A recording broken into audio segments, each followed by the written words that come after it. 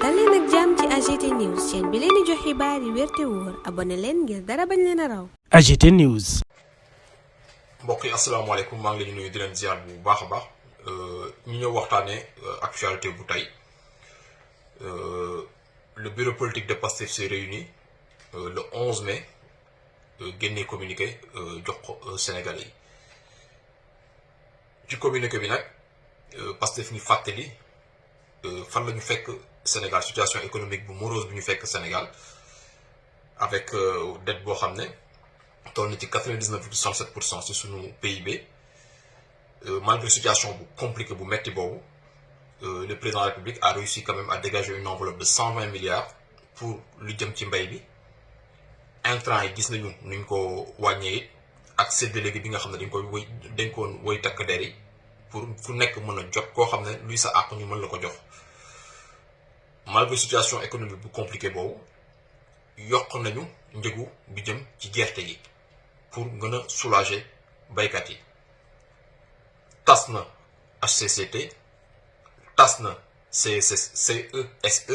et institution budgétivore yoo xam ne Macky Sall la ko créé woon pour di neexal ay boy politique pour lépp lu ruuse Sénégal ñu mën di ko noncé loolu ñoom doyu leen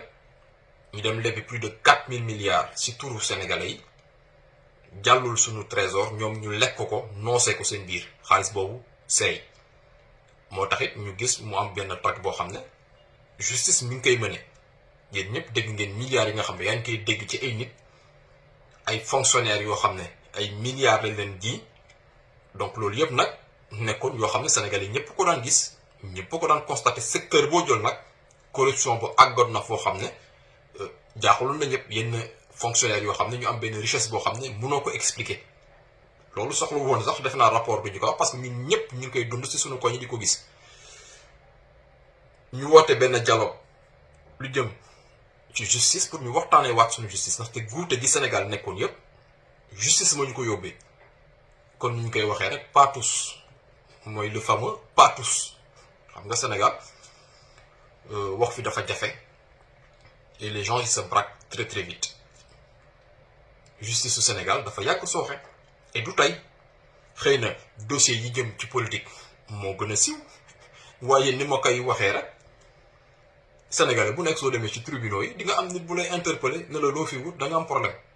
ay courtier ñi ngi sunu tribunaux yi ba fu may wax ak yéen nii bu may mujj dugg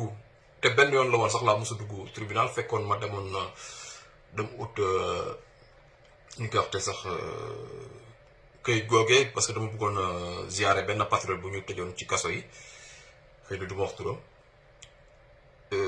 dañ fay fekk ay courtier yu toog gis ñu toog ñoo xam ne soo amee problème da ngay ñëw si ñoom waxtaan ak ñoom ñu dugg ci bureau juge wala procureur waxtaan ak moom ñu weccante ay mbir ñu lijjanti la sa problème bref mais loolu ñëpp ko daan gis moo tax dafa soxla ñu waxtaanee waat suñu justice. gis nañu président initié dialogue bu mel noonu boo xam ne noppi na xëy na conclusion yi moom après dina xam lan la ciy tiré ñu woote un pacte de stabilité sociale ak woy syndicats yi pour ñu tegandi lépp ci suuf ba ñu régler la situation économique du Sénégal ba suñu ay koom mën a dellusiwaat ci ñun wala liñ fi am ci richesse loolu Sénégal su ko weccoowee xaalis googu mën a duggaat ci askan bi te lépp lu dugg ñu woowaat syndicats yi ñu toogaat ne lii de moo fi duggal léegum nañu xool yéen lan lañ si yokkale seen salaire parce que c'est un droit yoo xam ne salarié dañ ko am ñu yokk seen salaire parce que niveau de vie bi Sénégal la vie elle coûte extrêmement cher et salaire yi élevé wu ñu noonu donc loolu muy une relation de confiance boo xam ne gouvernement bi établir na ko ak woy syndicats yi woote benn dialogue politique boo xam ne du pour waxtaanee ay mbiru nit pour waxtaanee la situation électorale waxtaanee nu ñu dugalee xale yu am 18 ans ci fichier électoral bi waxtaanee nu ñu fexe ba am un bulletin unique loo xam ne Sénégal dinay am ay milliards yoo xam ne dina ko économiser ci ay bulletins yoo xam ne plus de 300 partis yoo xam ne mënuñu sax am 1%. donc loolu mooy cëslaayu dialogue politique bi am na ñu naan dinañu dem duñu dem waaye ku demul it ñun Sénégal yi dañu am fulla ak fayda dem ci plateforme bi nga xam ne gouvernement bi publié na ko ñu joxe fa sunu avis parce que sunu avis day compter on parle aux Sénégalais on parle à toutes les forces vives du Sénégal et képp kuy doomu Sénégal da nga ci am part nga ñëw wax sa xalaat soo mënul teew tamit ci bés ba nga dugg ci plateforme boobee nga wax fa sa xalaat donc loolu rek moo dem waxtaanu tey bi ñu wax tuuti rek ci politique que lii la ñu xamee woon le parti Pastef di weccoo xalaat ak sénégalais et leneen li da nga xam ne moom moo xëy na mooy occupé actualité bi du mu ci mën a waxaat parce que li ma ciy wax naa ko ba noppi et j'assume ce que j'ai dit parce que loolu laa gëm. Le parti doit être au-dessus de nous, le Sénégal doit être au-dessus de nous et waruñu nangu que voilà que ñu yegg ñu parce qu'il y a une masse silencieuse qui nous observe parce que dama koy fàttali tout le temps ne ñooñu ñooy fal du ñun ñi nekk ci internet bi suñu wax gën a bare te dalay wër ne ñi nga xam ne ñu ngi ci réseaux sociaux yi duñu commenter duñu publier mais ñu ngi xool xam naa ci ñu bare ñoo xam ne élection yi weesu yépp Pastef la ñu voté waaye ñun ñii gën a rëy làmmiñ ci toile bi nga xam ne suñuy nelaw sax dañ koy filmer ne bon yi ñi ngi nelaw soo ñu joxoon butéelu coca sax ñu filmer ko ne ah maa ngi naan coca ñu si ëpp mosoo leen sax gis ñu filmer seen bopp sax génnee baaraam bu xonk ne voté na donc limite sax xëy na amuñu sax carte électeur parce que ça nous est arrivé en 2019 bu ñu ut parrainage pour le président Ousmane Sonko élection présidentielle yi ñu gënoon rëy làmmiñ sur les réseaux sociaux koo ci woo dañu parrainer le président Ousmane Sonko dañu soxloon sa carte d'identité lan la lay wax waaye man yoruma carte d'identité ngay gis ni xam nga bu ñu defee fichier bi wala xam nga bu ma dem Thiès wala bu may dem Mbour keroog laa wax sama carte d'identité wadd benn ceeb yi këf ko yooyu lañ lay wax quoi et pourtant ñoo ëpp làmmiñ nag ci réseaux sociaux yi sama genre gi donc moi quand je parle je m'adresse à cette masse silencieuse bi nga xam ne moo indi tey le passé fi mu nekk moo ñu jox carte ba ñu agsi tey au pouvoir foog ñu am benn langage boo xam ne dañ koy tenir pour ñu mën a gis ne ñun de lu ñu gëm dañ ci cohérent dañ ci constant et qu'importe le jugement des autres man je préfère que tous les patriotes mere ma bàyyi ma mais que cette masse silencieuse bi nga xam ne le Pastef a réussi à convaincre cette masse silencieuse bi ko jox plus de 54% aux présidentielles et aux législatives que cette masse silencieuse son électorat reste intact parce que les militants day far c'est normal militant day far lu mu metti day far mais celui qui n'est ni militant ni sympathisant kooku day toog di observer di xool li nga ko jaay parce que on a vendu le Pastef à travers le monde wane njubu Pastef wane qu'on a les meilleurs projets nit ñi ñëw adhérer en masse ne patt nag duñu commenter duñu publier Facebook duñu wax TikTok duñu wax Instagram patt la ñu def 17 ans te ñooñu ñooy voté te man ñooñu laa bëgg a waxal te man ñooñu laa bëgg ñu des parce que man ñooñu laa gën a soxla que sama genre gi un militant bu nekk ci réseaux sociaux yi amee ko te mënoo waat ne yor na carte électeur 2019 dund naa ko ñu bari ñu ma gisoon ñuy nekk ci réseaux sociaux yi ni man wax guddi wax bëccëg ba ma leen contacter luñ la wax waaye man aw ma carte grand yi ngay gis nii waaye wala xam nga man Thiès laa dëkk teg Tamba lañ ma inscrire wala man Kaolack laa dëkk teg fële xaw ma Inde lañ ma inscrire kii ne la man Mali laa nekk waaye Chine lañ ma inscrire làkk la ay toto tappaatu yu rafet man je compte pas forcément sur eux moi je compte sur cette masse silencieuse et c'est à cette masse silencieuse laay bëgg wax ne le Pastef réussira sa mission Inch'Allah tous les ingrédients sont là pour que le président de la République réussisse sa mission après les leaders dañoo ragal booy ils ont peur dara su amee patt la ñu def duñu ñeme wax li ñu xam pourtant on discute avec beaucoup de gens on sait exactement il y a beaucoup de choses qui ont été gérées dans le parti ay yenn dérive yu yenn gars yi di def parce que influenceur la ñu wala je sais pas quoi ay dérive yu metti mais dañ ci waxtaan ak nit yu bari xam ci lu bari te duñ ko wax parce que ay waxtaan yooyu séq ak nit la man personnellement quand su may waxtaan ak nit ñu séq waxtaanu biir du mus a génn mais man su ma la waxtaan li ma xam ni ñu may wax te ay kilifa ci biir parti bi laa koy waxtaanal su ma ko doon wax ñoom sax duñu amati confiance ci man parce que damay nettali bu booba am loo xam dañ koy noppee rek xaw ci junju taxaw mais il y a beaucoup de choses qui se gèrent en interne te mënoo ko wax mais beaucoup de leaders sont au courant de tout ce qui se passe mais ils ont peur ils ont peur de parler et wala balaa ñuy wax Ousmane Sonko su génnee rek ñu génn ñoom it bind nag xam nga d'après communiqué seen page Facebook ñu communiqué te wax ji suñu tànk patt la ñu def te ñoo la gën a xam lu xew